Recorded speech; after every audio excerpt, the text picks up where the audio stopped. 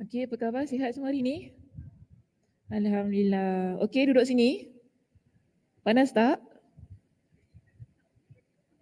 Oh, kipasnya ada ya. Cukup kuat tak kipasnya? Okey je semua? Okey betul? Betul. Terang tak? Terang. Saza nampak jelas tak? Okey. Nampak colour apa? Pink. Oh, skrin pun besar ya. Masya Allah, tabarakallah. Betul juga. Dah lama tak duduk sini kan? Okey. So, kita sesuaikan lah ya. Berada di sini sebentar ya. Saya ni nak post dekat Facebook. Video yang lambat keluar.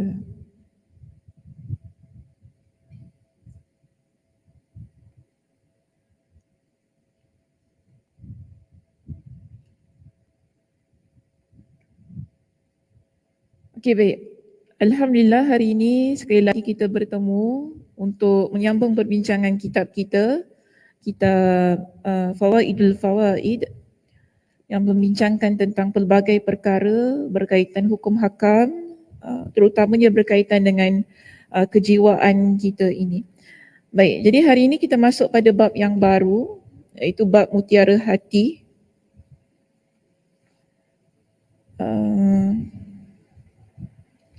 Di topik yang pertama, muka surat 517. Betul tak? Betul Ada sesiapa muka suratnya berbeza? Semua sama Oh, Cik Amy 2012-nya buku. Oh, Cik Amy muka surat apa Cik Amy? Muka surat berapa? 57? Tak ada muka surat?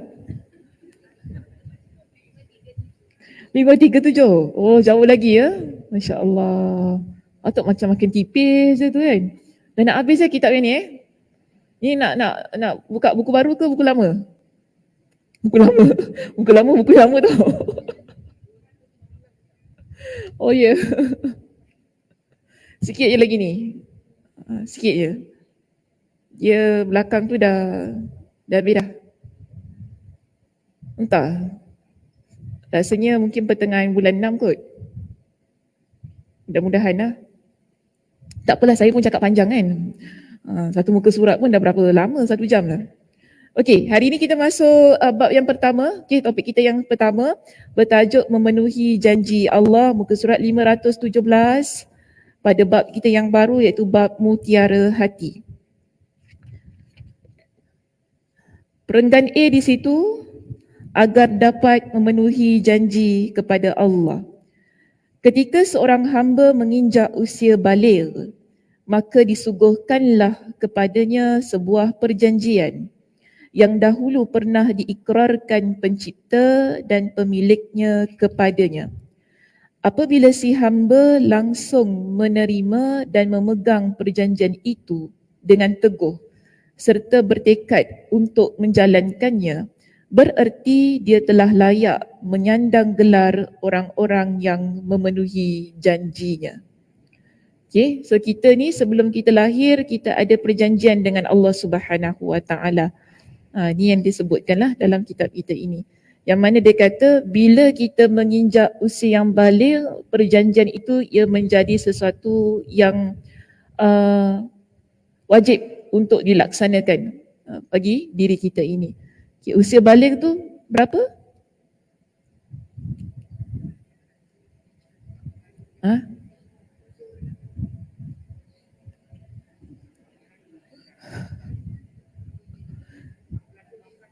14, 18. 14 dengan 15. Oh, sekarang 10 tahun dah baligh. Oh gitu ya. 14, 15. Itu usia baligh. Biasanya lah. Okay, apa tanda-tanda baligh? Kalau perempuan datang uzur, datang haid. Kalau lelaki? Mimpi macam mana?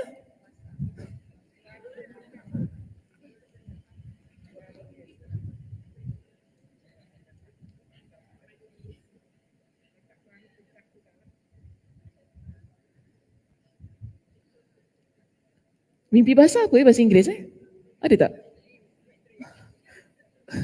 Okay. Oh, dia memang direct translation Wet dreams Oh, Masya Allah. Suka Kak Sah. Betul Kak Sah, wet dreams? Oh, betul Okay. So maknanya dalam teks-teks bahasa Inggeris, kalau bukan teks Islamik pun dipanggil wet dreams macam tu. Okay. Baiklah, itu bagi orang lelaki. Orang perempuan, kalau orang perempuan dia tak datang uzur tapi dia mimpi basah, adakah boleh dijadikan sebagai tanda balik? Macam mana? Kita kata tadi kan, orang perempuan tanda usianya itu dah balik bila dia sudah datang haid. Datang haid period, okay, maknanya perempuan tu dah balik. Tapi kalau dia tak datang lagi haid, tapi kemudian dia kata dia ada mimpi basah tu tadi, bagaimana? Tadi kata mimpi basah tu untuk orang lelaki kan, tak lelaki kan? So kalau ia berlaku kepada orang perempuan, adakah kita nak kata dia sudah balik ataupun mati-mati nak tunggu dia datang haid dulu? Sama, okay, yes. Lelaki dengan perempuan sama. Kalau mereka ni dah mula mimpi basah, di situ menunjukkan dah berlaku tanda balignya. Cuma tak semua orang ataupun tak semua wanita yang mengalami isu tersebut. Sebab tu kita ada satu yang lebih khusus, iaitu datang haid. Tetapi kalau sekiranya seseorang itu kan dilihat tak mimpi basah, tak datang haid, ini yang baru kita melihat kepada umurnya. Okay, tak boleh kita kata umur dia 15 tahun je belum datang haid, maknanya belum balik lagi lah, tak juga. Tak boleh begitu. Maknanya kita nampak dilihat pada usianya, walaupun tanda-tanda uzur tu tidak ada, maksud tanda datang haid tu tidak ada, tanda mimpi basah tu dia kata dia tak pernah mimpi basah sebagainya, tetapi jumlah umur itu boleh dijadikan sebagai ukuran pada kebaliran seseorang, kanak-kanak lah yang nak masuk usia dewasa. Dan tanda yang lain ialah bila kita nampak ada bulu badan panggil lah. Okey, bulu badan. Bulu badan bukan macam gorila orang lain tu lain cerita. Nampak ada macam dah ada tumbuh bulunya kan. Mungkin kalau lelaki daripada wajah kan, nampak ada misai, janggut, bulu ketiak, bulu kemaluan, ni semualah untuk menunjukkan tanda-tanda kebaliran yang ada pada diri seseorang. Jadi perjanjian kita dengan Allah Subhanahu Wa Taala yang sebenarnya sudah dimeterai sejak kita berada di rahim ibu kita lagi ni kan, dengan Allah Subhanahu Wa Taala, semua itu ianya dijadikan sebagai mukallaf, sesuatu yang dipertanggungjawabkan pada diri kita setelah masuknya usia baligh. Bermakna sebelum seseorang itu baligh, perjanjian itu tidak lagi diwajibkan bagi diri dia. Contoh mudah kita kata begini muslimat, bila kita belum baligh lagi, solat tu tak wajib, betul tak? Pakai tudung tak wajib. Jadi perkara-perkara yang dikatakan dosa, pahala ni semua kan dia tidak wajib lagi ataupun tidak ada hukumnya bagi orang yang belum baligh. Sebab itu di sini kata bila meningkatnya usia baligh, bila seseorang masuk usia balighnya, itulah yang menjadi bermulanya sebuah perjanjian yang dulunya pernah dimeterai antara dia dengan Allah Subhanahu Wa Taala. Maka sebab tu tadi dia kata apabila si hamba langsung menerima dan memegang perjanjian itu dengan teguh serta bertekad untuk menjalankannya, bererti dia telah layak menyandang gelar orang-orang yang memenuhi janji. Jadi apabila seseorang itu dia berpegang kepada janji tersebut setelah dia meningkat usia baligh, inilah yang kita panggil sebagai orang yang menepati janjinya. Yang mana dia kata apabila dia telah meneguhkan jiwanya untuk menerima perjanjian tersebut dan membesarkan hatinya sehingga dia berkata, aku telah siap untuk melaksanakan perjanjian dengan Rabbku. Okey, apa sebenarnya yang kita janji dengan Allah Subhanahu Wa Taala? Saya baca buku ni agak lama, sampai tertidur-tidur saya baca. Dah penat semalam kan, kita baca apa cakap. Sebab dia tak direct. Asatizah yang buka buku ni banyak kerja sikit. Jadi bila kita lihat ni, perjanjian kita dengan Allah ni, Allah ada sebut dalam surah Al-A'raf pada ayat yang ke-172. Okey. Surah Al-A'raf ayat 172. Dalam surah ini Allah Subhanahu wa taala berfirman, Allah sebutkan tentang apa yang kita janji dengan Allah Subhanahu wa taala. Allah kata, okey, wa id akhadha rabbuka min bani adama min zuhurihim zurriyyatahum wa ashhadahum ala anfusihim alastu birabbikum. Dan ingatlah wahai Muhammad ketika Tuhanmu mengeluarkan zuriat anak-anak Adam turun-temurun dari tulang mereka, itu dari tulang belakang mereka, dan dia jadikan mereka saksi terhadap diri mereka sendiri sambil dia bertanya kepada dengan firman-Nya, bukankah aku Tuhanmu? Jadi ini waktu yang kita kata bilanya Allah Subhanahu wa taala memeterai janji dengan kita. Itu Allah sebut di dalam ayat ini ketika Nabi Adam diciptakan. Nabi Adam ni ialah manusia yang pertama kan. Ketika Nabi Adam alaihi salam diciptakan, Allah Subhanahu wa taala mengeluarkan daripada tulang sulbinya zuriat keturunannya di kalangan manusia. Dan pada waktu itu Allah Subhanahu wa taala tanya kepada mereka, alastu birabbikum, adakah aku Tuhan kalian? Qalu bala syahidna. Ini janji kita pada Allah. Maka mereka kata, bukankah aku Tuhan kamu? Mereka pun menjawab, benar, engkaulah Tuhan kami. Kami menjadi saksi. Yang demikian itu, an taqulu yawmal qiyamah inna kunna an hadha ghafilin. Yang demikian itu, dia kata, supaya kamu tidak berkata pada hari kiamat kelak, sesungguhnya kami adalah lalai, tidak diberi peringatan tentang hakikat tauhid ini. Jadi perkara yang pertama yang kita janji dengan Allah ialah mengaku bahawa Allah adalah Tuhan yang telah menciptakan kita, yang bermula daripada Nabi Adam alaihi salam. Jadi ini pengakuan, penyaksian yang diambil oleh Allah Subhanahu wa taala pada diri kita. Maka sebab itu dia kata, bila seseorang itu dia sudah masuk pada usia akil balignya, dan dia boleh berfikir kan, dalam keadaan kita ni dah masuk usia remaja, usia yang boleh membezakan antara yang betul, yang salah, dalam keadaan sedemikian kita boleh berfikir. Maka sebab itu dia akan adanya persoalan pada diri kita sendiri, yang mana dia katakan, siapakah selainku yang lebih pantas untuk menerima, memahami dan melaksanakannya, iaitu melaksanakan perjanjian kita dengan Allah Subhanahu wa taala yang mengaku Allah itu adalah Tuhan kita yang esa. Okey, so lihat begini ya. Surah Al-A'raf ayat berapa tadi saya sebut?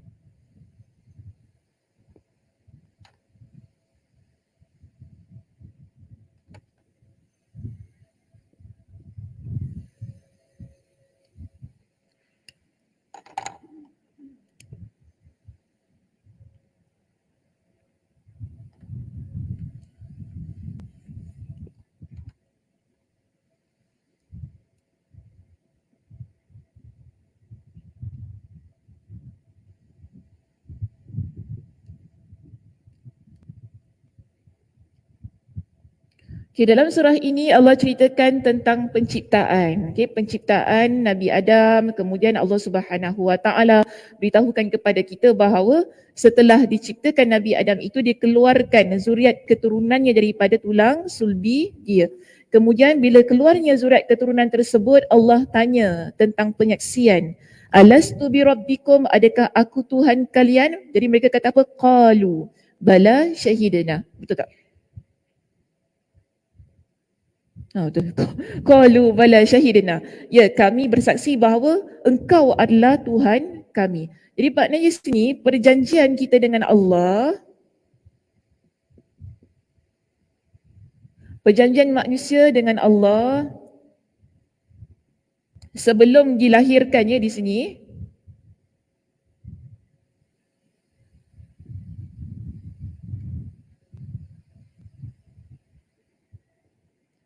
beriman kepada Allah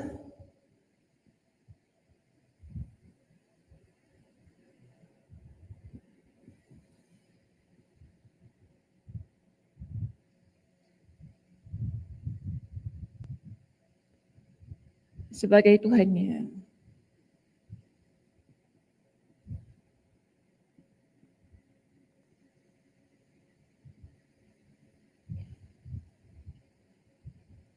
Okay, jadi ini ialah yang dimaksudkan dengan perjanjian manusia dengan Allah, yang mana nanti bila meningkat usianya pada peringkat yang sudah akil baligh.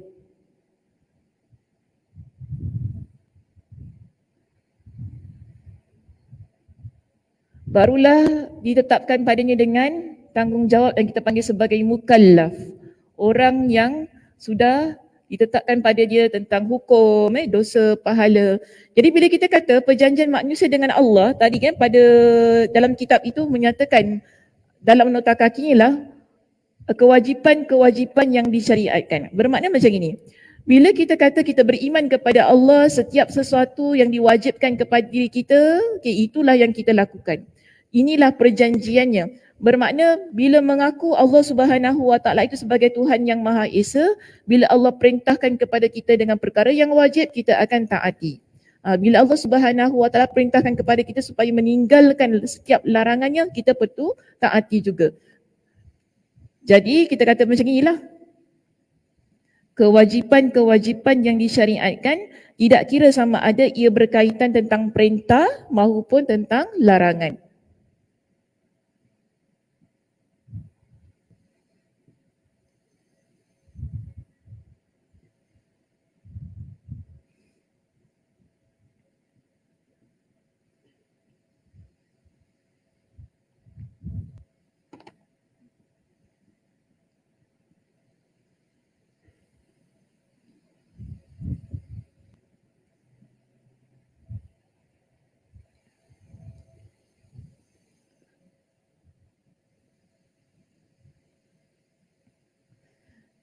Dalam sebuah hadis yang diriwayatkan oleh Imam Ahmad dengan sanad yang sahih, saya nak kuatkan perbincangan dalam surah Al-A'raf ayat 172 di situ. Nabi SAW ada menceritakan kepada kita tentang satu situasi yang berlaku ketika nanti di dalam api neraka. Nabi SAW bersabda, qala yuqalu lirrajuli min ahlin nar. Dikatakan nanti pada hari kiamat kepada seorang lelaki dari penduduk neraka.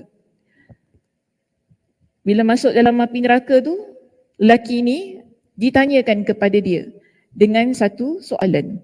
Ara'aita law kana laka ma 'alal ardi min syai'in akunta muftadiyan bih? Maksudnya, bagaimana pendapatmu jika engkau mempunyai sesuatu di bumi, apakah engkau akan menebus dirimu dari siksa neraka? Jadi persoalan ini diajukan kepada penghuni neraka. Masuk dalam api neraka, ditanyakan kepada dia, kalau engkau ada sesuatu di dunia yang kau boleh menebus diri engkau untuk keluarkan engkau daripada api neraka, adakah engkau sanggup untuk buat sedemikian? Jadi lelaki ni kata, kalau orang tanya kita jawab apa? Of course lah kan? Saya kata, ya, mesti ya. Lelaki tu pun jawab begitu. Dia kata, na'am. Fayaqulu na'am. Maka dia kata, ya, aku sanggup untuk menebus dengan apa saja yang ada dekat dunia sehingga aku dapat keluar daripada api neraka. Kemudian di sini Nabi SAW kata apa? Qala fayaqulu.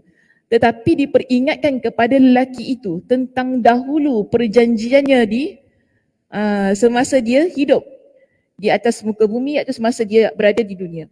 Fayaqulu qad aradtu minka ahwana min dhalik. Dan ini disandarkan kepada Allah Subhanahu Wa Taala kata-katanya, yang mana maka Allah pun berfirman kepada lelaki itu, aku telah meminta kepadamu dengan sesuatu yang lebih ringan daripada itu. Maknanya Allah kata kepada lelaki ini, daripada engkau nak bagikan kepada kami dengan apa yang boleh engkau cagarkan untuk melepaskan diri engkau daripada api neraka, dulu ada satu perkara yang kami perintahkan dengan keadaan yang sangat ringan. Bila engkau patuhi, engkau tidak akan menjadi penghuni api neraka. Iaitu Allah Subhanahu Wa Taala katakan kepada dia, aku telah meminta kepadamu dengan sesuatu yang lebih ringan, Aku telah mengambil janji atasmu ketika berada di rusuk Adam, iaitu ketika berada di tulang sulbi Adam, untuk tidak menyekutukan aku. Namun engkau menolak untuk tidak menyekutukan aku. Maknanya perjanjian ini Allah perintahkan kepada kita bila kita ini mengaku bahawa Allah adalah Tuhan kita. Bermakna kita tidak akan menyekutukan Allah Subhanahu Wa Taala dengan sesuatu apa pun. Tidak akan melakukan perbuatan syirik. Jadi sebab tu Allah kata situasinya sangat ringan, sangat mudah. Kau tak buat perkara yang mensyirikkan Allah, engkau akan selamat daripada api neraka. Tetapi masalahnya ketika engkau hidup, engkau buat perkara yang mensyirikkan Allah, sebab itu engkau masuk dalam api neraka. Bermakna dia melanggar perjanjian tersebut. Jadi actually mudah saja yang Allah Subhanahu Wa Taala minta kita ini, kan? Keadaannya ialah bila kita ni janji kepada Allah, nanti bila saya balik, bila saya berakil balik ni, saya akan jadi hamba Allah yang taat, yang tunduk, yang sujud hanya pada Allah. Itu sebenarnya janji kita pada Allah. Tapi kemudian nanti bila kita ni dah meningkat usia, kita ni ada banyak sangat perkara-perkara yang mungkin menghasut, mengganggu kita lupa dengan janji tersebut. Akhirnya kita melakukan perbuatan-perbuatan yang mensyirikkan Allah Subhanahu Wa Taala. Jadi ini yang Allah Subhanahu Wa Taala sebutkan tadi kepada penghuni neraka tersebut. Allah kata sebenarnya perkara itu sangat ringan. Dulu aku minta perkaranya sangat ringan, tapi engkau meninggalkan perkara tersebut, iaitu tidak mensyirikkan aku. Tapi engkau enggan, bila engkau enggan kau buat perkara-perkara dosa, maksiat, syirikkan aku, akhirnya aku masukkan engkau ke dalam api neraka. Kita kalau masuk api neraka boleh keluar tak? Ya ke tak boleh keluar?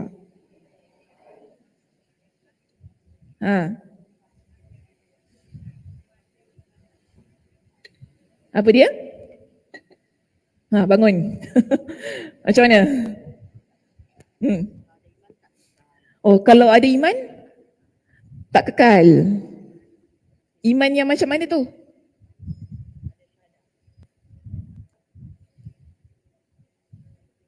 Okey, kita lock dulu jawapan dia. Sini? Tidak mensyirikkan. Okey, dia lagi lebih kuat. Okay. Tidak mensyirikkan Allah. Kalau nak kata orang beriman, ramai orang beriman. Okey, kalau nak kata orang beriman, ramai orang beriman. Tetapi beriman yang bagaimana? Itu perlu kita spesifikkan. Beriman dengan tidak mensyirikkan Allah Subhanahu Wa Taala. Jadi begini ya, seseorang yang Allah Subhanahu Wa Taala masukkan di dalam api neraka, saya cakap terus terang, potensi untuk dikeluarkan itu sangat besar. Boleh Allah keluarkan, tetapi dengan syarat tidak mensyirikkan Allah Subhanahu Wa Taala. Sebab itu tadi dalam hadis riwayat Imam Ahmad, Nabi ceritakan orang ini kenapa Allah Subhanahu Wa Taala kata aku telah berikan kepada engkau dengan perkara yang lebih ringan, tapi engkau enggan melakukannya, bahkan engkau buat perkara yang aku larang, iaitu mensyirikkan Allah Subhanahu Wa Taala. Bila dia buat perkara tersebut, dia tak boleh keluar. Dia dalam keadaan yang kekal dalam api neraka. Walaupun kita kata dia beriman kepada Allah Subhanahu Wa Taala. Sebab apa? Keimanan kita kepada Allah dia akan jadi rosak bila mula melakukan perbuatan-perbuatan yang mensyirikkan Allah Subhanahu Wa Taala. Sebab tu kita kena banyak hati-hati di sini, okey? Sebab bila kita ni sudah meningkat dewasa, kita dah belajar, kita memahami tentang agama kan, kita ada satu perspektif yang berbeza sebenarnya. Kita kata gini kalau kita baca teks yang seterusnya sebelum saya syarahkan lagi lanjut dia kata begini, maka langkah pertama yang harus dilakukan adalah berusaha memahami dan merenungkan perjanjian tersebut serta mengenal wasiat-wasiat Rabbnya.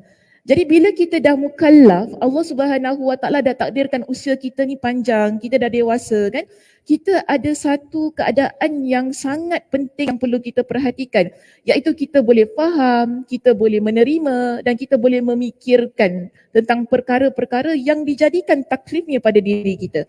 Maka cara yang pertama untuk kita menjalankan perjanjian manusia dengan Allah inilah, satu, dia mesti faham. Terima dulu. Terima.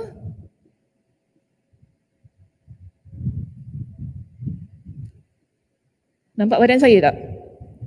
Saya tanya dulu. Tak dapat kan? Kalau dia nampak bentuk badan saya bilang jangan diam je.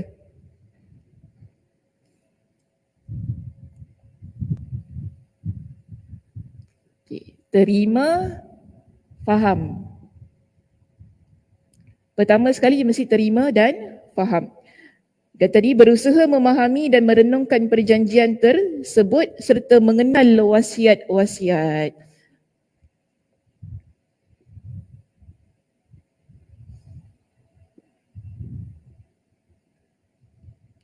Mengenal wasiat tu maksudnya ialah kita kata perintah yang Allah Subhanahu Wa Taala berikan pada diri kita. Yang inilah dia balik pada sini. Okey? Jadi bila kita nak melaksanakan perjanjian manusia dengan Allah, iaitu nak beriman kepada Allah sebagai Tuhan yang Esa dengan melaksanakan kewajipan-kewajipan yang disyariatkan berupa perintah dan larangan. Pertama sekali caranya ialah kita perlu terima, kita perlu faham, kita perlu mengenal apakah wasiat-wasiat tersebut. Inilah yang kita panggil sebagai tahu akidah kita bagaimana, kan? Perkara apa yang boleh merosakkan akidah. Kalau berkaitan dengan hukum-hukum fiqh, kita belajar tentang solat, tentang puasa, bayar zakat, semualah hukum hakam, umrah dan sebagainya, kita belajar dan kita faham. Kita baca Al-Quran, belajar hadis Nabi sallallahu alaihi wasallam. Ini semua masuk pada terima, faham dan mengenal wasiat Allah. Kemudian dia kata yang kedua, setelah itu, okey, disebut menguatkan tekadnya untuk memenuhi, melaksanakan dan mengimplementasikan perjanjian tersebut sesuai dengan ketentuan yang terkandung di dalamnya. Jadi di sini bermakna kita amalkan, senang saya guna ayat itu. Kita amalkan dalam kehidupan kita. Sebab kalau nak kata yang pertama ni ramai orang tahu tentang agama, betul tak? Ramai orang tahu, solat tu wajib, puasa tu wajib bulan Ramadan kan. Oh ini buat ni dapat pahala sunat, kalau tinggalkan nanti kan ni dapat dosa. Ramai orang tahu tentang hukum hakam. Tetapi yang kedua ini adakah ramai orang boleh buat? Iaitu amalkan. Sebab tu dia berikan dua, okey? Satu, dia mesti faham. Faham ni maksudnya kita kata kita belajar. Bila kita dah meningkat usia kan, pada usia yang baligh itu, sebab itulah kita kata gini, mak-mak kita selalu ingatkan kan, belajar, hantar kita pergi kelas agama. Yelah kalau mak kita macam itu kan, kalau mak yang tak macam itu tu cari sendirilah. Sebab kita ni, mak ni masing-masing mak masing-masing. Maknanya rezeki masing-masing. Ada ibu bapa yang sangat prihatin dengan anak-anak, maka mereka tu berikan, menyuguhkan dengan ilmu agama kepada anak-anak. Tapi ada ibu tak. Dia macam tak kisahlah nak jadi apa jadilah. Yang penting pandai-pandai kau fikir. Ada mak macam itu. Jadi masing-masing rezekinya. Sekarang ini kita tak boleh juga nak menyalahkan mak kita, bapak kita kan. Sebab kita dah ada akal fikiran yang Allah Subhanahu Wa Taala berikan. So bila kita faham bahawa kita adalah orang yang beriman kepada Allah, pasti dia ada sesuatu dalam hati kita ni nak lebih kenal Allah tu bagaimana. Nak lebih tahu tentang agama ini bagaimana. Jadi kita mesti mencari, sebab tu Allah Subhanahu Wa Taala berikan kepada kita dengan akal. Kalau kita sentiasa baca Al-Quran, ya Allah mesti akan kata afala ta'qilun. Tidakkah kalian menjadi orang yang berakal? Afala tatadabbarun. Tidakkah kalian jadi orang yang mentadabbur? Semua itu ditujukan kepada kita kerana kita makhluk yang Allah kurniakan dengan akal fikiran. Yang ia menjadi sempurna ketika masuk usia akil baligh kita. Sebab itu perjanjian kita dengan Allah di sini, Allah tak jadikan ia wajib ketika kita kanak-kanak. Allah jadikan ianya wajib, kita jadi orang yang mukallaf ketika usia kita meningkat usia baligh tersebut. Bahkan kalau kita masa kanak-kanak, dah wajib solat. Adil tak Allah? Tak adil kat situ. Sebab budak-budak tahu apa kan. Solatnya macam Ultraman Allah Akbar. Aku geram macam budak-budak ni. Kenapa?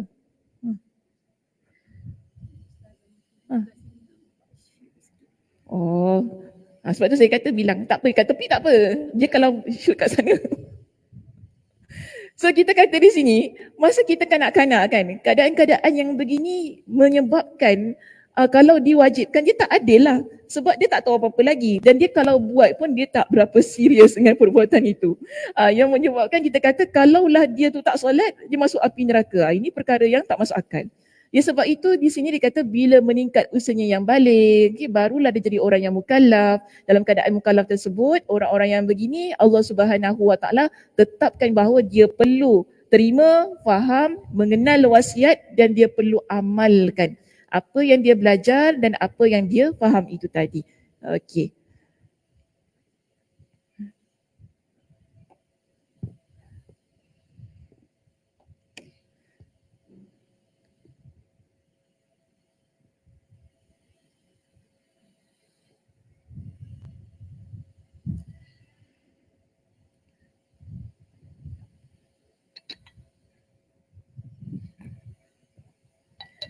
Tapi sebelum kita melihat kepada tentang semua hukum hakam tu, pertama sekali sebenarnya perjanjian kita yang paling utama dengan Allah Subhanahu Wa Taala ialah tentang tidak mensyirikkan Allah Subhanahu Wa Taala.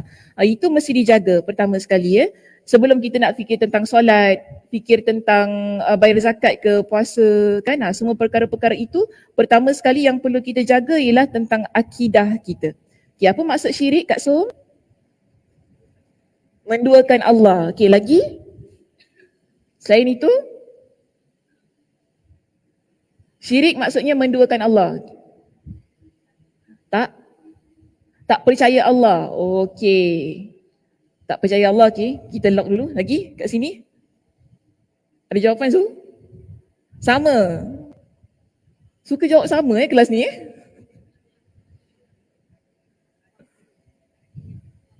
Ada yang berkuasa selain Allah. Maknanya kita percaya bahawa ada kekuasaan yang lebih selain daripada Allah Subhanahu Wa Taala. Yang lebih berkuasa ataupun sama? Dia takut dengan jin. Oh, tak ada takut jin kakak? Oh, nampak Pontianak takut tak? Saya tanya sebab tadi kata tak boleh takut jin. Habis kalau kita nampak hantu kan kita takut. Hantu kan jin juga. Oh. Contoh puang lalu ya. Tapi menarik dia punya contoh tu. Saya nak tanya, takut jin tu syirik ke tidak? Tak syirik. Kenapa tak syirik? Sebab dia makhluk Allah. So kalau kita takut dengan jin, kita tak syirik.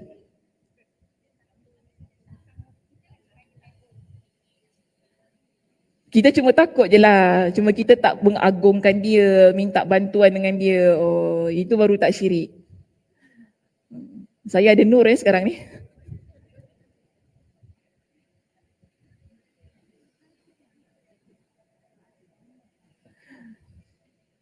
Tak apa. Sesekali kan. Ini vitamin lah.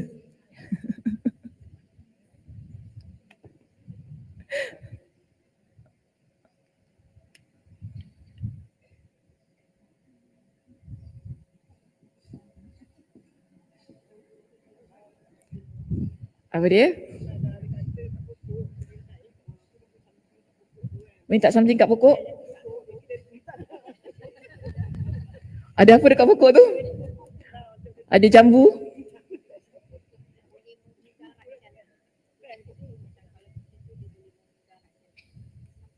Pokok tu boleh memudaratkan. Oh, kalau kita tak kasih dia makan, nanti pokok tu memudaratkan kita. Oh, pokok kat mana tu? Oh, banyak macam gitu. Betul? Bukan kita kot. Ada orang kita buat gitu ke? Kat kubur? Okey, tadi pertama saya tanya apa maksud syirik? Okey, satu. Tadi kata ada apa? Menduakan Allah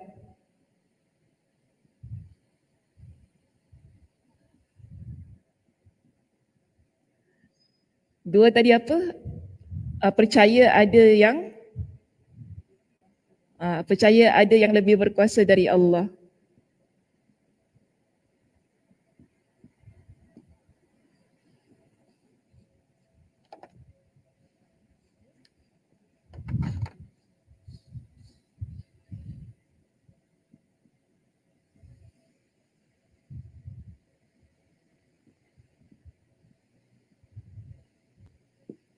Tiga.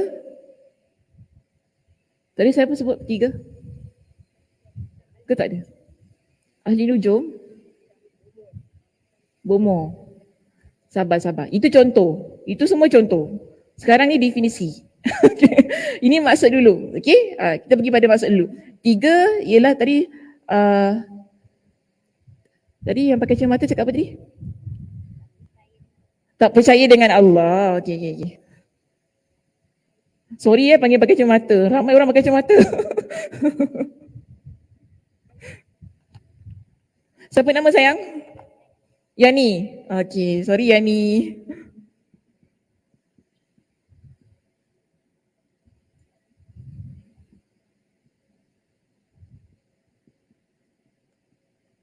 Baik.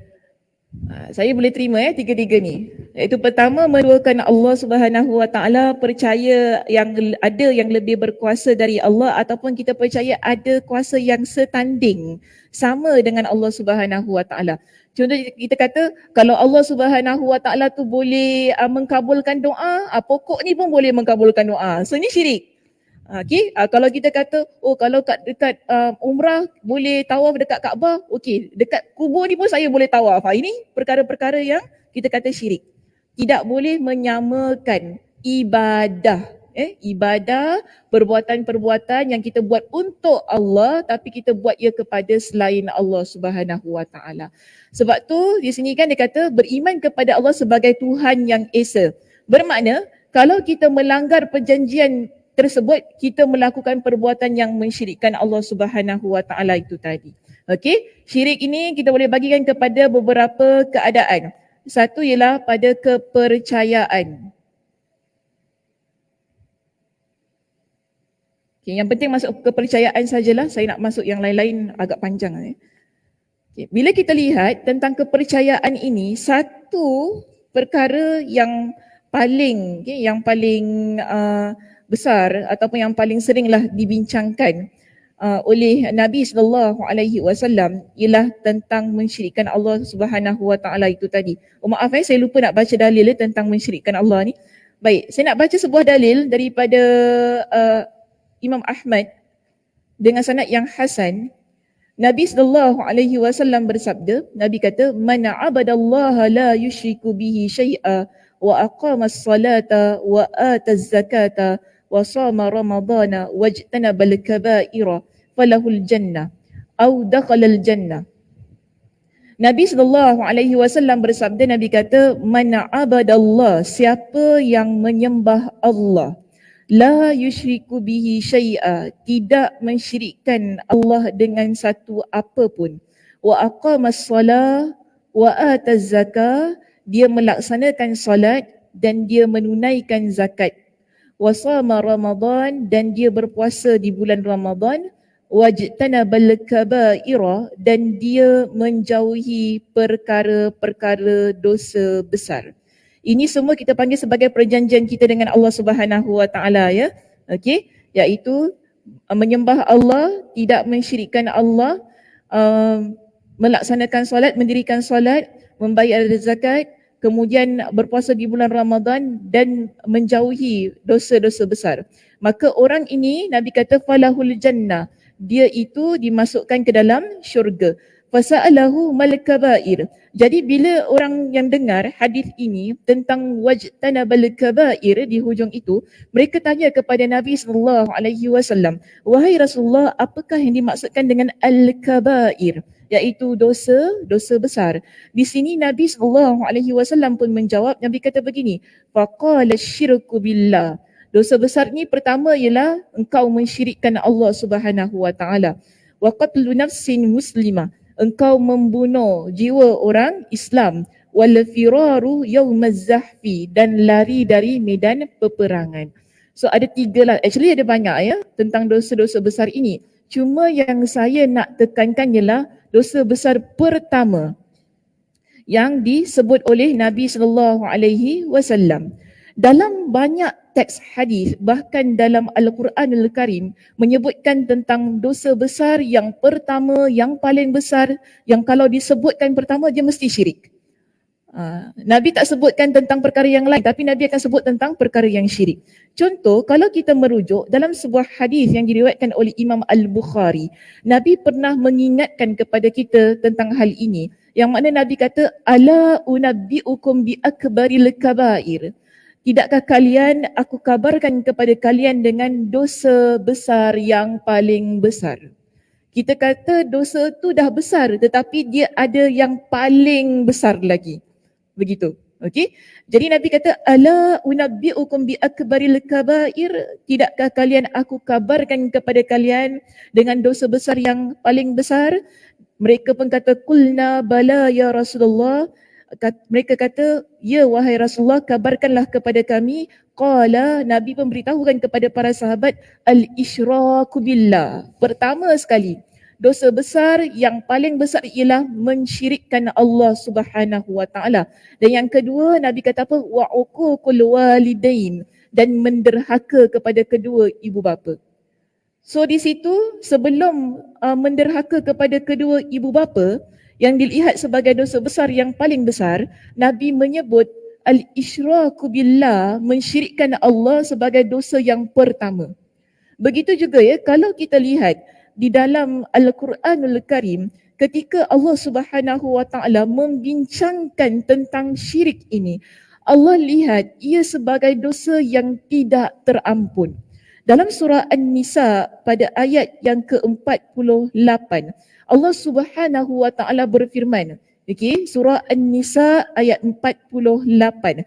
Allah Subhanahu wa taala berfirman, Allah sebutkan begini, innallaha la yaghfiru ay yushraka bihi. Sesungguhnya Allah Subhanahu wa taala tidak mengampunkan sesuatu yang berkaitan dengan hal yang mensyirikkannya. Maknanya dosa-dosa yang mensyirikkan Allah Subhanahu wa taala itu, Allah kata Allah tak ampunkan. Wa yaghfiru ma duna dzalika liman yasha. Tetapi Allah ampunkan dosa-dosa selain syirik itu mengikut kepada siapa yang Allah Subhanahu wa taala kehendaki.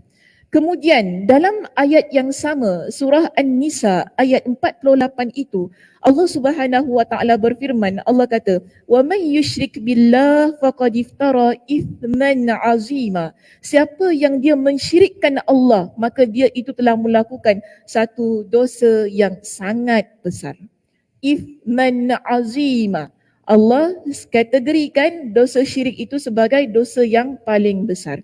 Bermakna apa yang Nabi SAW sebutkan dalam hadis baginda tentang dosa syirik sebagai dosa yang paling besar, ianya selari dengan apa yang difirmankan oleh Allah Subhanahu wa taala di dalam Al-Quranul Karim. Okey, kalau kita rujuk dalam surah Al-Maidah pada ayat yang ke-72, sekali lagi Allah Subhanahu wa taala mengingatkan kepada kita, innahu man yusyrik billahi faqad harramallahu alaihi al-jannah wa ma'wahu an-nar. Sesungguhnya siapa yang mensyirikkan Allah, faqad harramallahu alaihi al-jannah. Sesungguhnya Allah mengharamkan ke atasnya syurga. Nampak ya? Allah mengharamkan ke atasnya syurga. Wa ma'wahu an-nar, dan dia akan dikembalikan masuk ke dalam api neraka. Maknanya sangat serius dosa ini. Janji kita dengan Allah pada satu masa dahulu, ketika kita sudah akil baligh ni, dalam usia kita sekarang ini ya, ia menjadi perjanjian yang wajib ditunaikan, iaitu tidak mensyirikkan Allah dengan satu apa pun. Kita belajar sekarang ini, kita faham, saya dah bacakan semua dalil-dalilnya dan masih banyak lagi dalil yang menyebutkan tentang dosa syirik, tentang azab api neraka kepada orang yang melakukan perbuatan-perbuatan yang mensyirikkan Allah. Bermakna kita terima, kita faham, wasiat Allah itu kita kenal. Sekarang tugas kita ialah melaksanakannya, implementasikan apa yang kita faham, apa yang kita terima itu dalam kehidupan kita. Bermakna juga seboleh mungkin kita usahakan agar perkara syirik itu sedikit pun tidak masuk dalam diri kita, walaupun ia adalah syirik yang kecil. Syirik kecil itu apa? Riya, okey. Selain itu,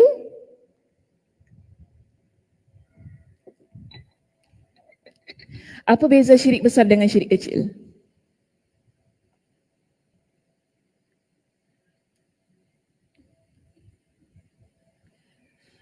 Ini exam. Kalau syirik kecil, boleh bertaubat. Syirik besar tak boleh bertaubat.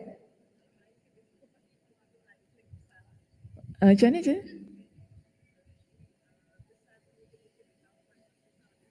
Kalau syirik besar boleh taubat. Kalau kecil tu istighfar aja. Kak Som, Ustazah graduate mana ni? Jangan cakap belajar dengan Ustazah Sakinah. Silap sikit tu. Actually hampir tepat. Fitri mana? Fitri macam mana? Boleh Fitri? Apa dia?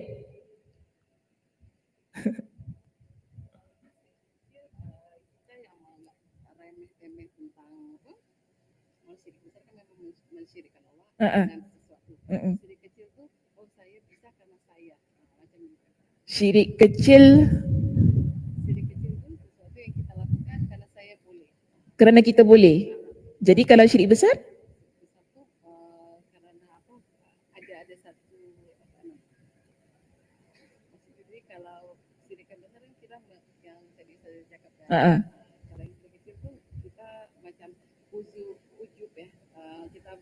Oh, syirik besar tu ujub.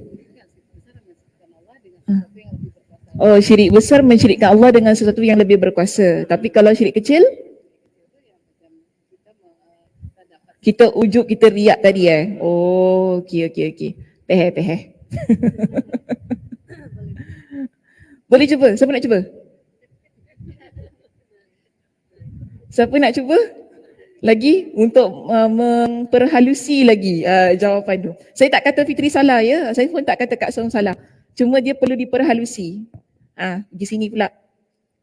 Kak Zah. Apa Kak Zah? Kuat sikit suara Kak Zah. Bukan juga. Kak Zah bagi contoh tu. Saya belum masuk contoh lagi tau. Okey, ingat saya belum masuk contoh. Saya masih lagi masuk tentang maksud, tentang kefahaman. Bila kita dah faham tentang maksud, baru akan saya masuk contoh. Selagi tak faham tentang maksud syirik tu, saya tak nak masuk lagi contoh. Jadi jangan sebut jumpa bomo ke, main jampi-jampi ke apa, jangan masuk lagi. Memang tu semua syirik, tetapi kisah kita nak bezakan antara yang besar dan yang kecil. Banyak kali kot saya cerita. Itu contoh juga. Tidak menyekutukan Allah. Syirik kecil tidak menyekutukan Allah. Syirik besar menyekutukan Allah.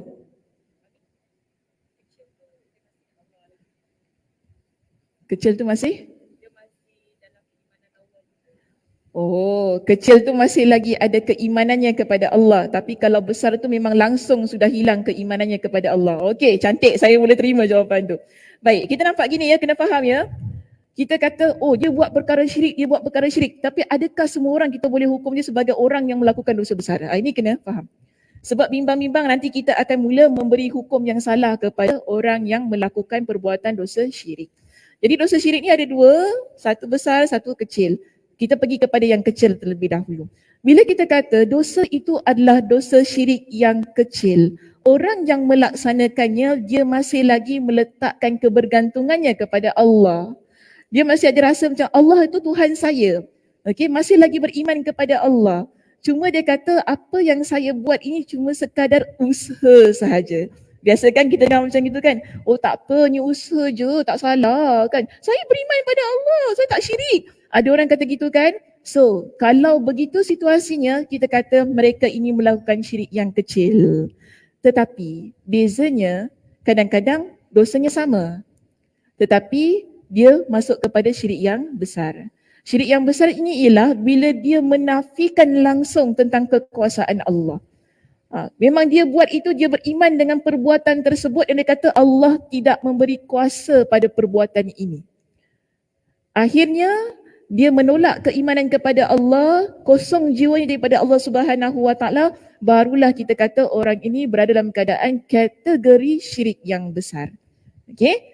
Baru boleh masuk contoh sekarang ini. Tadi bagi contoh apa? Horoskop. Sorry?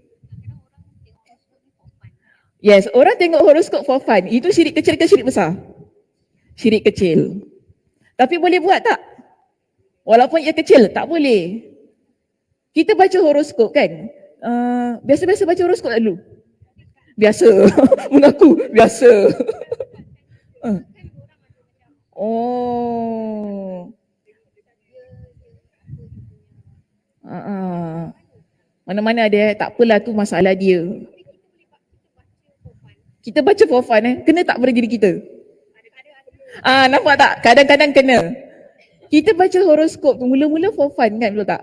Mula-mula tak ada apa-apa, baca kan. Tiba-tiba kena percaya tak? Itu bimbangnya. Sebab tu syirik walaupun kecil bagaimana pun kita kena tinggalkan. Bila kita dah mula rasa percaya, ni lah syaitan akan datang. Dia kata, oh betul Sakinah tengok kan, besok jumpa jodoh. Akhirnya memang jumpa jodoh, Masya Allah. Orang datang melama, Alhamdulillah. Kita, betul lah semalam aku baca horoskop aku, besok orang datang jumpa, betul-betul besok orang melama. Kita percaya kan? Ya Allah, betul. Nanti dia akan buat kita baca lagi. Akhirnya, di mana letaknya kebergantungan kita pada Allah? Kita akan meletakkan nasib kita pada horoskop itu tadi. Sebab itu dia kecil macam mana pun kita kena tinggalkan. Okey, jangan kita buat. Jadi kita jangan kata tak apalah Ustazah kecil-kecil. Kita tengok api kan. Api mula-mula kecil kan. Kalau kecil tu bahaya ke tidak saya tanya? Tak bahaya ke? Cuba biarkan api yang kecil. Tiba-tiba ada api kat sini kecil je. Biarkan. Matikan. Kalau tak matikan? Itu je. Benda yang kecil jangan dianggap biasa. Lebih-lebih lagi berkaitan dengan syirik tu tadi. Sebab ini perjanjian kita dengan Allah. Kita janji dengan Allah, saya ni beriman kepada Allah sampai saya mati nanti. Okay, so bermakna saya tak nak melanggar perjanjian tersebut. Saya tidak mahu melakukan perbuatan yang mensyirikkan Allah.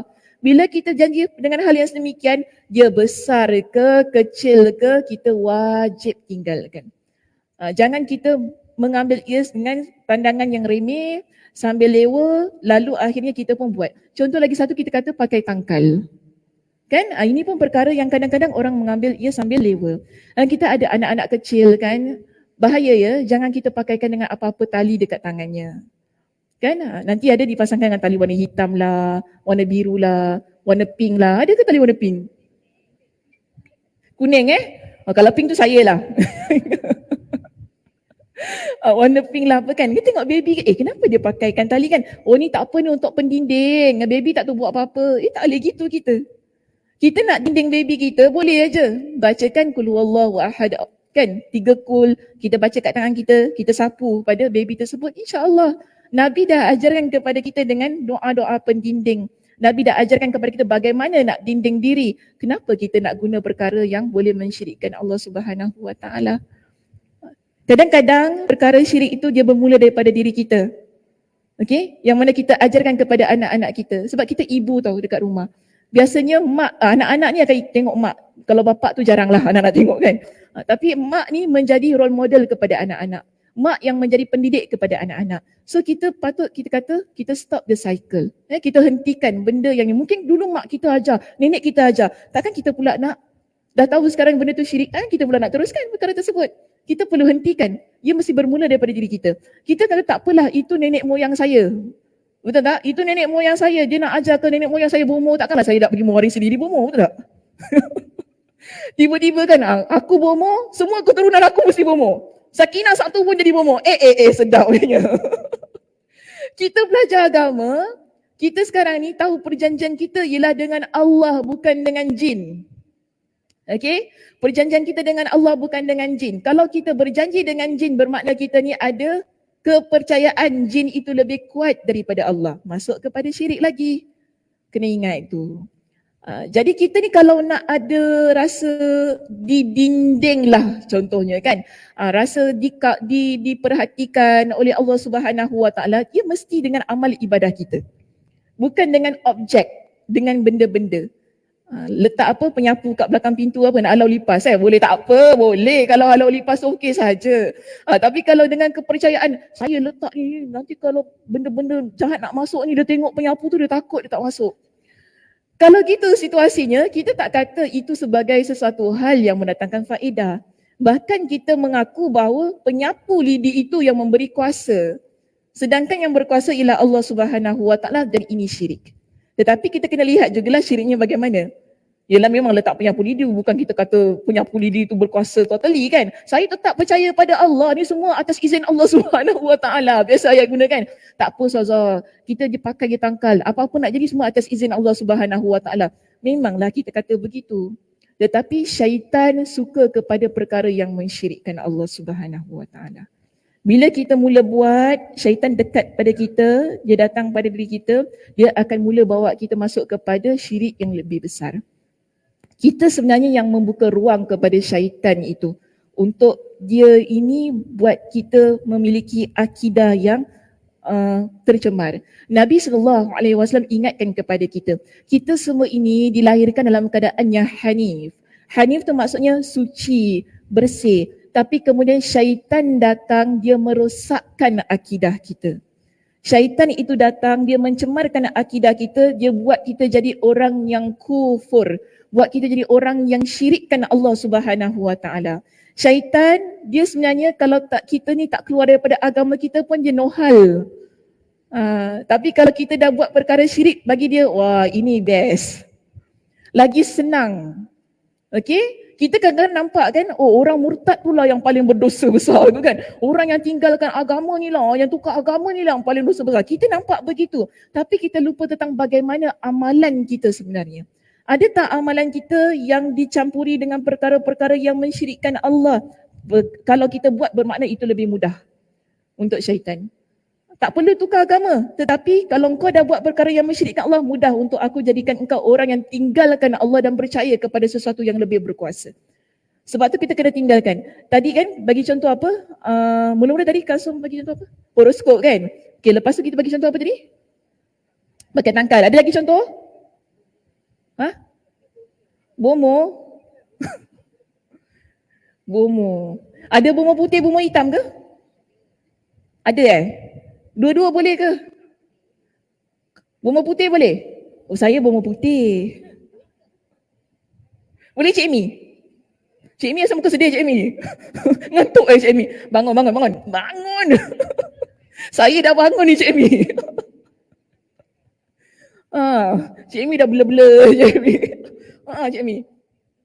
Macam mana Cik Mi? Putih ke hitam tak boleh kan? Kalau dia bomo kuning? Lagi tak boleh. Lagi tak boleh. Apa pun gelaran, kita panggilnya Tok Nujum ke, kan? Bomo ke, apa lagi yang biasa bahasa orang Melayu guna? Dukun, okey lagi. Ada orang tanya ke?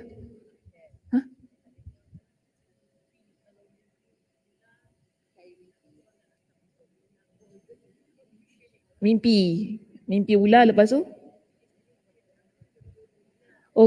Mimpi ular datang masuk Minang ya. Asal aku tak mimpi pula. Mimpi ular. Itu kepercayaan. Itu tidak mensyirikkan Allah Subhanahu Wa Taala. Itu cuma kita kata kepercayaan orang lama-lama. Macam orang kata kalau duduk kat tangga anak dara tak boleh duduk kat tangga. Kalau duduk kat tangga apa jadi? Lambat dapat jodoh. Agaknya saya suka duduk kat tangga je. Apa dia?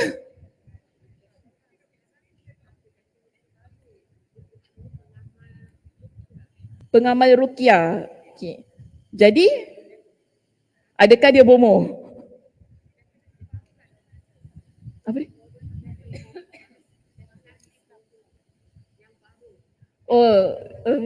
Tak boleh juga kita kata pengamal ruqyah tu bomo.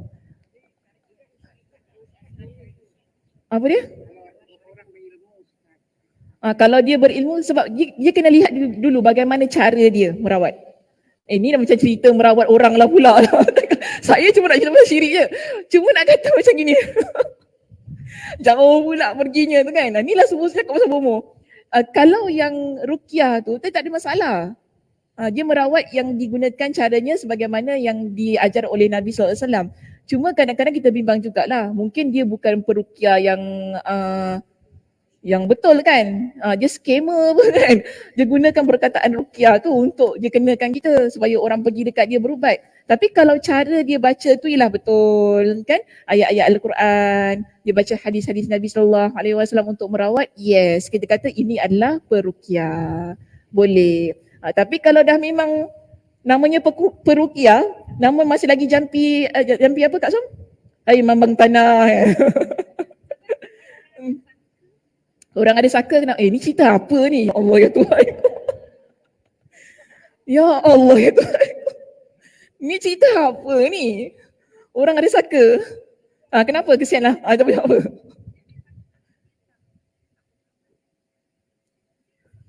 Ada saka tapi dia tak mengamalkan. Maksudnya dia simpan saka tu. Benda tu ikut.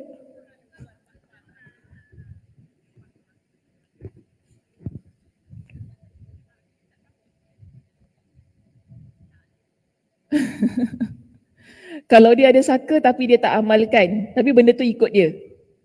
Tu biarlah dia nak ikut, biar dia ikut. Tak boleh, tak boleh. Kalau boleh, kalau rajin sebab benda ni dia makan masa yang sangat lama. Kalau kita nak buat, okay, kita seharusnya minta dia pergi, tinggalkan ahli keluarga kita. Seharusnya. Apa Nur nak cakap apa? Alah baru duduk. Ayat pemutus dia, apa ayat pemutus dia? Ada ayat pemutus, ayat Quran ke bukan? Ayat Quran tak apa. Ayat Quran tak apa. Mungkin ayat pembatas sihir lah tu kan. Wattaba'u ma tatlu syayatin ala mulki Sulaiman wa ma kafara Sulaiman walakinna syayatin kafaru. Okay, ayat ni panjang dalam surah Al-Baqarah. Okey, satu ayat. Jadi kalau apa ni? Ya. Surah Al-Baqarah. Ayat berapa ingat? 182. Oh, hafal ya ayat tu ya. Masya-Allah. Nak memutuskan apa-apa sihir? Ayat ni panjang. Nanti boleh cari ayat itu. Aku cerita apa tadi ya masuk pasal sihir ni. Mensyirikkan Allah Subhanahu Wa Taala. Kita lihat begini. Ada banyak perkara yang kita buat dalam kehidupan ni kan perlu diperhatikan dengan sebaik-baiknya supaya tak termasuk dalam perbuatan yang mensyirikkan Allah. Tadi Kak Zah ada sebut tentang tatayur kan Kak Zah? Tatayur tu apa Kak Zah? Percaya kepada nasib baik dan buruk, good luck and bad luck. Ni pun tak boleh. Okay? Kita jangan percaya kepada benda-benda yang mungkin kalau orang Melayu biasanya kalau ada burung gagak, kenapa? Ada benda tak baik ada orang meninggal. Kalau ada cawan pecah kan, ni cerita-cerita biasa kat dalam drama kan, astro. Saya nak buat nanti pecah pula cawan ni, kesian jemaah hadiah kan. Cawan pecah, ada nasib tak baik, kita ada mula perasaan-perasaan yang tak enak kan. Tapi di sini Nabi SAW ingatkan kepada kita tentang tatayur. Nabi kata at-tiyara syirkun, at-tiyara syirkun, at-tiyara syirkun. Tatayur ini iaitu kita menganggap satu benda itu mengandungi nasib baik dan nasib buruk, ia adalah perkara yang syirik. Sebab apa? Kita meletakkan kebaikan dan keburukan pada benda, pada makhluk. Hal ini tidak dibenarkan. Kemudian Nabi kata wa ma minna illa walakinnallaha yuzhibuhu bitawakkul. Dan perkara itu biasa berlaku pada diri kita. Perasaan tak sedap hati biasa kan berlaku dalam diri kita kan. Kadang-kadang rasa nak keluar pergi kuliah tu macam tak sedap je hati. Kenapa? Ragu-ragu. Oh, itu was-was Cik Amy. Apa dia? Takut. Jantungnya kuat. Kenapa? Rasa tak sedap hati. Bukan sebab melihat sesuatu yang indah ya. Okay, so kita nampak gini lah. Kadang-kadang kan kita nak buat sesuatu kita rasa tak sedap. Kita rasa kata macam alah asal macam perasaan je tak best gitu kan. So kita ni akan jadi orang yang tak buat perkara tersebut. Jadi Nabi ingatkan kepada kita, kita nak hilangkan perasaan itu ialah dengan tawakal. Okey, walakinnallaha yudhibuhu bittawakkul. Tetapi Allah Subhanahu wa taala menghilangkan perasaan-perasaan yang begini dengan kita bertawakal kepada Allah Subhanahu wa taala. Tawakal ni sangat penting. Kita nak buat apa-apa perkara, kemudian kalau kita rasa perkara itu mungkin macam ada benda tak baik nak jadi macam tak sedap hati nak jadi okey, tak apa. Kita biarkan saja perasaan itu, kita teruskan apa yang kita ingin lakukan dan kita bertawakal kepada Allah Subhanahu wa taala. Kalau betul lah berlaku yang tak baik, mana ia atas izin Allah Subhanahu wa taala. Bukan kerana perasaan kita tu kan. Saya pernah lah dulu masa saya nak pergi belajar balik UKM, dalam flight tu rasa macam tak sedap hati. Sampai kampus, rupanya hotel yang saya book tu, dia kata bilik tu rosak. Jadi saya sampai tu tak ada tempat nak tinggal. Dalam hati, patutlah daripada tadi rasa macam tak sedap kan, kenapa kan. Dia kata, sorry adik, bilik adik ni kan dia rosak kita tak boleh bagi orang stay kat dalam bilik tu. Habis dah tahu aku nak duduk mana. Dia punya perasaan, habis tu saya nak duduk mana dah fikir, dah kita terpaksa cari hotel. Sebab kalau last minute ni, kena faham kawasan kampus dia tak sama macam kita pergi duduk kat KL. Kawasan kampus ni biasa hujung minggu tempat penginapan penuh sebab ada pelajar yang kita panggil eksekutif. Pelajar eksekutif ni yang belajar hujung minggu, mereka datang untuk duduk dekat kampus. Jadi susah kita nak dapat penginapan. So saya macam mana terpaksa lah naik KL. Terpaksa naik KL, duduk kat KL. Ulang alik daripada KL pergi Bangi. Bangi tu dia dekat sebelah Negeri Sembilan, bayangkan. Dia bukan kita kata dekat KL, Putrajaya. Putrajaya tu sebelah dengan Bangi kan. Saya kata nak buat macam mana. Tetapi kita nampak di sini, keadaan yang tak sedap hati tu adakah membuatkan kita memberhentikan perjalanan? Hal itu tidak. So apa yang terjadi, kita kata qadarallah masya'a wa fa'ala. Apa yang terjadi itu ialah atas izin Allah, kehendak Allah, itulah yang Allah Subhanahu wa taala inginkan, itulah yang berlaku. Jadi Nabi SAW ada ajarkan kepada kita dengan doa untuk kita hilangkan rasa-rasa yang berkaitan dengan nasib tak baik, nasib baik ini kan. Nabi SAW dalam sebuah hadis yang diriwayatkan oleh Imam Ahmad dengan sanad yang hasan, Nabi SAW bersabda, Nabi kata, man raddathu tiyaratu min hajatin faqad asyraka. Siapa yang dia menghentikan aktiviti dia, maknanya bila kita nak buat sesuatu, kemudian kita rasa tak sedap hati dan kita rasa mungkin ada nasib tak baik lah benda ni, ataupun mungkin masa kita lalu tiba-tiba ada anjing hitam jalan kat depan kita. So kita ni biasalah makcik-makcik yang suka ada ill feeling tak ada. Ada perasaan-perasaan yang macam ni kan. Ada anjing hitam ni lalu depan aku ni, mesti tak baik ni. Kalau pergi Masjid Gufran ada benda dah jadi. Tiba-tiba lah apa kan, kena langgar ke apa. Tak payah. Terus naik balik tingkat 8 rumah, duduk rumah, tengok je online gitu Kita menghentikan apa yang kita nak buat kerana perasaan ini. Nabi kata orang yang dia buat begitu, dia telah melakukan perbuatan syirik. Jadi kita jangan hentikan. Kita teruskan apa yang kita ingin lakukan. Yang mana Nabi kata apa? Di mana di kalangan para sahabat pun tanya kepada Nabi, qalu ya Rasulullah ma kaffaratu dhalik. Wahai Rasulullah, apakah penebus pada semua itu? Maknanya kalau kita ni ada rasa yang tak sedap hati tu kan, dan mungkinlah kita dah terbuat ataupun kita dah ikut kepada perasaan kita, ataupun kita nak meneruskan, sebab dia ada dua keadaan sahaja dalam situasi ini. Satu, kemungkinan besar bila kita ni ada rasa yang tak sedap hati, mungkin kita ada rasa macam benda tak baik nak berlaku, ataupun kita rasa macam sesuatu lah sangat tu kan, kita ni mungkin meneruskan, ataupun kita jadi orang yang menghentikan perbuatan tersebut. Jadi di kalangan para sahabatnya, wahai Rasulullah, apa yang perlu kami buat untuk menebus ataupun untuk mengatasi masalah ini? Maka di sini Nabi SAW pun kata, qala ayyakula ahaduhum, hendaklah salah seorang di kalangan mereka pun berdoa, Allahumma la khaira illa khairuka wa la tayra illa tayruka wa la ilaha ghairuka. Jadi ini doa yang kita baca, okey?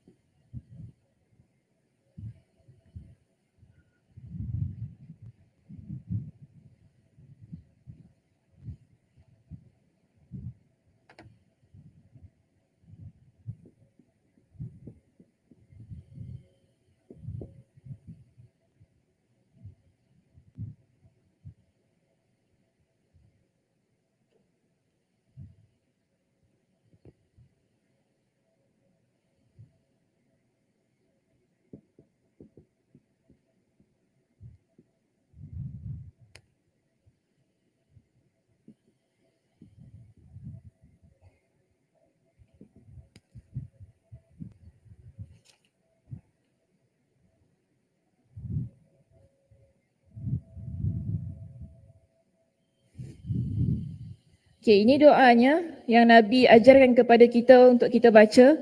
Allahumma la khaira illa khairuka. Ya Allah, tidak ada kebaikan melainkan kebaikan daripada Engkau. Wala tayra illa tayruka. Maknanya tidak adalah sesuatu yang berkaitan dengan nasib ini melainkan daripada Engkau. Sebab nasib kita berada pada tangan Allah Subhanahu Wa Taala, bukan pada objek, pada benda ataupun pada rasa-rasa kita. Wala ilaha ghairuk, dan tidak ada Tuhan melainkan Engkau. So hadis ini riwayat Imam Ahmad dengan sanad yang hasan. Ini doa yang Nabi SAW ajarkan kepada kita untuk kita baca. Jadi kalaulah mungkin kan tiba-tiba kita rasa macam tak sedap hati, kita rasa ada benda yang mungkinlah tak baik nak berlaku, cepat-cepat baca doa ini dan kita teruskan apa yang kita ingin buat, kita ingin lakukan. Sekiranya kalau belah memang berlaku apa yang tak baik itu kan, yang tadi kita rasa perasaan tak sedap tersebut, inilah kita kata sebagai takdir Allah Subhanahu Wa Taala. Bukan kerana benda-benda yang kita rasa itu tadi. Okey.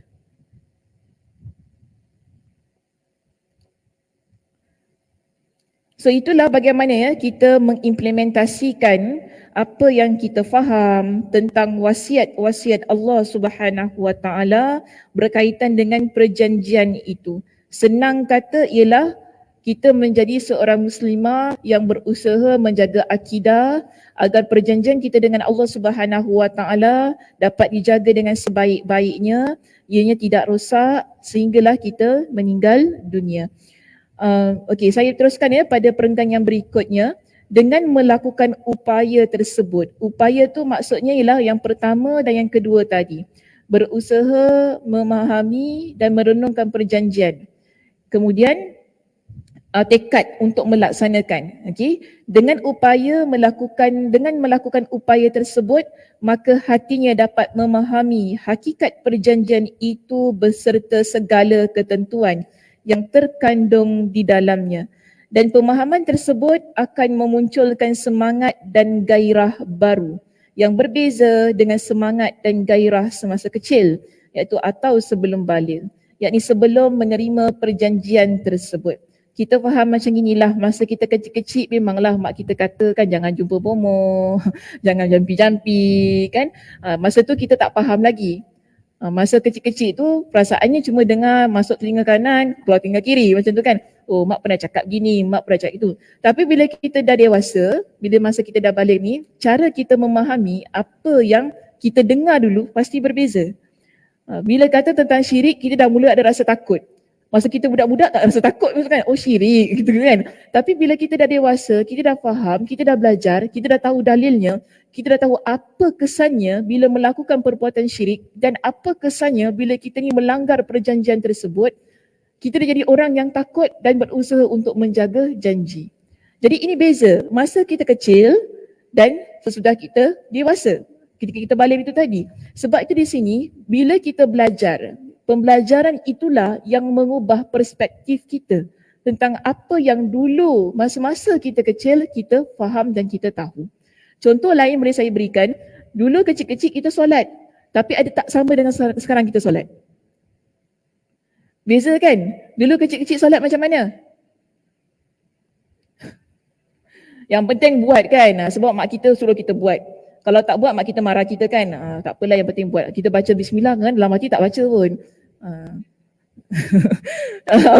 Dia sendiri buat. Maknanya semua tahu masa kita kecil kita buat solat tu, kita solat tu kan sebab kita macam nak supaya mak kita nampak lah kita solat. Dah solat? Dah. Kan? Isyak dah? Dah. Cepat nak kau solat? Yang penting solat pun mami. Itu kan keadaannya kan. Tapi sekarang ni kalau umur dah gini-gini ya muslimat, kalau gitu juga kita solat something wrong. Kalau umur dah macam gini kan, umur dah macam saya ni, kalau kita solat macam gitu, saya rasa macam ada sesuatu yang tak kena tu. Bermakna kefahaman kita tentang agama tu ada masalah. Kita tidak menjadi orang yang berusaha untuk memperkuatkan perjanjian kita dengan Allah Subhanahu Wa Taala. Seharusnya bila kita dah usia macam ini, kita dah belajar, solat kita menjadi solat yang semakin baik. Terutamanya bacaan dalam solat kita. Kan mungkin dulu Al-Fatihah kita tunggang langgang, Takkanlah sampai umur kita dah 60 tahun pun Al-Fatihah nak tunggang langgang. Malu dengan cucu. Tahu tak? Cucu baca fasih, kita Bismillah, Bismillah apa? Alhamdulillah, lepas Alhamdulillah apa? Tak ingat. Situasi yang begini, okay, perlu dielakkanlah, kita perlu usaha. Kan acik-acik ni terutamanya kan. Kadang-kadang saya lihat macam-macam ni kalau pergi kelas senaman aerobik je, Masya Allah, tabarakallah ya. Semangat.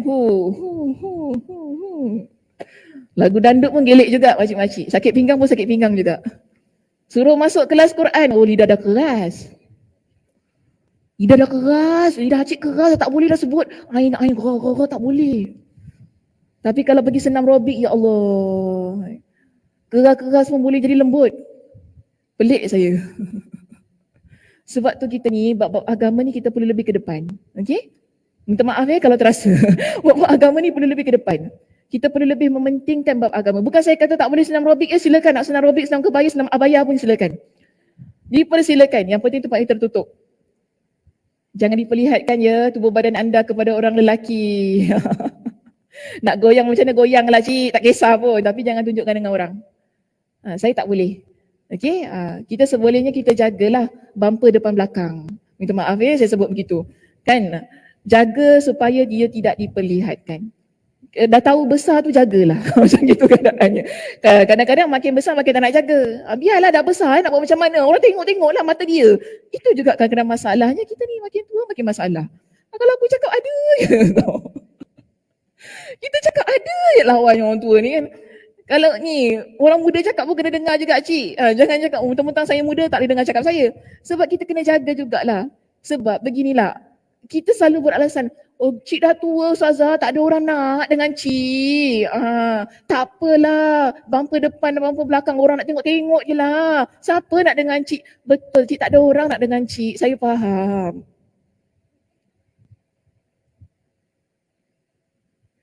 Tapi kita kena jaga kan aurat kita. Jaga juga pemandangan-pemandangan tu supaya lebih indah. Macam begitu keadaannya kan. Kita jangan mengambil remeh tentang hal-hal yang merupakan sesuatu yang telah kita kata taklif tu tadi. Yang dipertanggungjawabkan pada diri kita. Kalau kita daripada muda kita jaga, insya-Allah lah kan sampai ke usia tuanya kita jaga begitu. Jangan kita mentang-mentang bila kita dah berusia, kita rasa bahawa kita boleh buat apa yang kita suka. Terutamanya tentang diri kita ni lah kan. Saya kata tak salah ya untuk kita orang perempuan menjaga kesihatan. Bahkan saya sangat menggalakkan.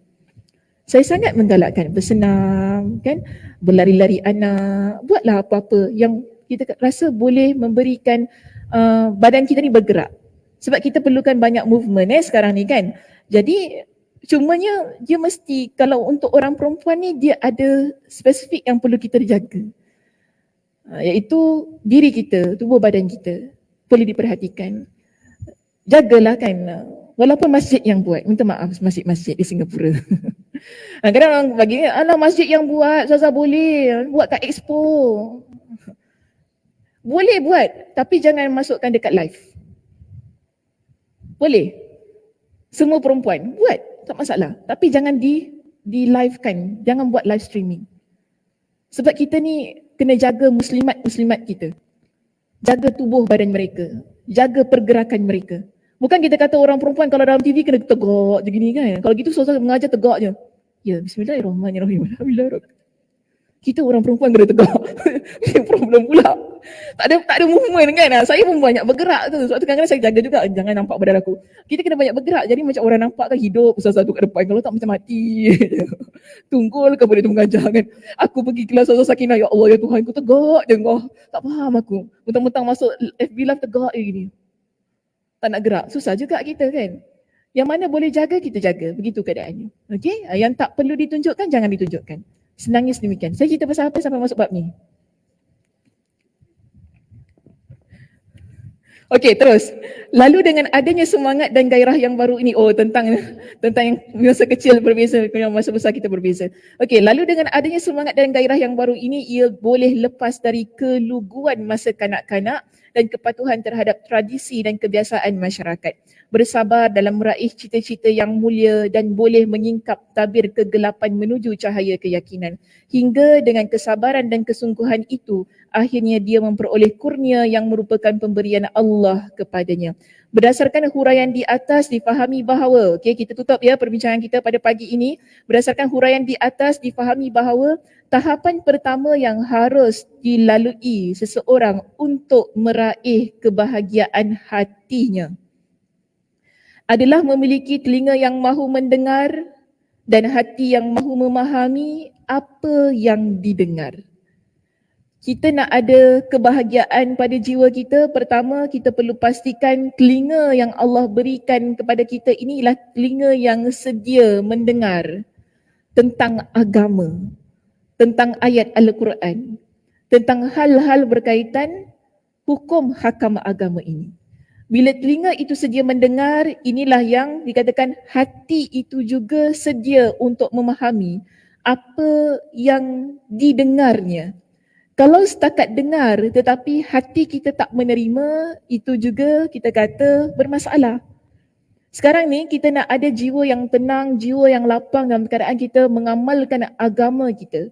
Dalam keadaan kita nak menunaikan janji kita kepada Allah tentang hal untuk menuhankan Allah semata-mata itu tadi, telinga kita yang Allah berikan ini ia perlu menjadi telinga yang sedia mendengar kebenaran.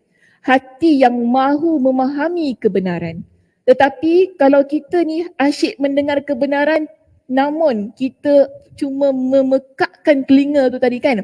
Dengarlah ustazah nak cakap pasal Quran ke cakaplah. Nak cakap tak boleh senam robik kat depan orang ramai cakaplah. Aku boleh apa? Maknanya hatinya tak connected pada telinga dia. Kita nak ada telinga dan hati yang ada hubungan. Maksudnya telinga dengar, hati itu faham. Selalu orang kata pemikiran kena faham kan? Tetapi hati juga memainkan peranan yang sangat penting untuk kita faham apa yang kita dengar, apa yang kita lihat, apa yang ada pada pemikiran kita. Sebab apa? Iman itu letaknya di sini, bukan di sini. Okey? Iman letaknya dalam hati kita, bukan pada pemikiran. Sebab iman ni kalau kita fikir daripada sudut logik, mesti ada benda yang tak logik. Azab kubur kalau fikir daripada sudut akal, logik tak? Tak logik sebab kita tak nampak. Jin syaitan kalau fikir daripada sudut akal tak logik sebab kita pun tak nampak. Malaikat tak logik sebab kita tak nampak. Sebab tu iman tu dekat hati kita. Ia sesuatu yang kita percaya, bukan semata-mata yang kita fikirkan. Tapi kalau kita letak iman dekat pemikiran dan kita tak letak ia pada hati, itulah yang menyebabkan kita mudah untuk mensyirikkan Allah Subhanahu Wa Taala. Sebab kita selalu kata apa tadi? Seeing is believing. Melihat itu adalah sesuatu yang kita percaya. Betul tak? Contoh tadi saya kata tentang tangkal tu. Kita kalau nampak tangkal itu efektif, kita akan percaya sebab kita fikir daripada sudut logik akal. Tapi kalau orang yang beragama, dia ada keimanan yang tinggi, logik akalnya itu dapat dinafikan dengan keimanan dia. Datanglah orang kata keajaiban yang bagaimanapun dengan kekuasaan tangkal contohnya. Oh saya pakai tangkal ni, Masya Allah, Alhamdulillah. Saya gini je dekat jin tu, dia lari. Kan? Logik akal nampaknya berkuasa kan? Tak? Logik akal tu menunjukkan kepada kita, berkuasanya benda tu. Kita jadi percaya. Tetapi kenapa iman tu pada hati kita? Sebab iman itu dia bukan hanya semata-mata pada logik akal. Iman yang tebal, iman yang mantap akan menolak selogik apa pun keadaan kehebatan yang kita nampak. Sebab tu iman tu perlu dikehadapankan. Tadi dia kata telinga mesti dengar, hati perlu memahami dengan keimanan. Okay, apabila dia sudah boleh mendengar dan memahami, mampu mengetahui jalan yang benar, dia mampu melihat rambu-rambu yang ada di jalan tersebut, bahkan melihat orang-orang yang menyimpang ke kanan dan ke kiri, maka dia harus konsisten berada di jalan yang benar tersebut dan tidak boleh ikut menyimpang bersama orang-orang yang menyimpang. Jadi keimanan kita yang betul, kefahaman kita tentang agama yang betul, datanglah 1000 orang yang kita kata dia cuba mengajak kita kepada jalan yang menyimpang, tapi kerana keimanan kita yang betul, telinga yang kita dah buka tu tadi kan dengan kefahaman yang ada pada hati kita, ianya mampu untuk menolak setiap sesuatu yang akan bawa kita pada jalan yang menyesatkan. Jadi sangat penting pertama tadi ialah terima, faham dan mengenal wasiat-wasiat Allah. Dan yang kedua, paling penting ialah kita mengamalkan dan mengimplementasikan dalam diri kita. Jadi mudah-mudahan perjanjian kita dengan Allah dapat dilaksanakan dengan sebaik-baiknya. Wallahu a'lam bishawab. Okey, itu sahaja perbincangan kita untuk pagi ini.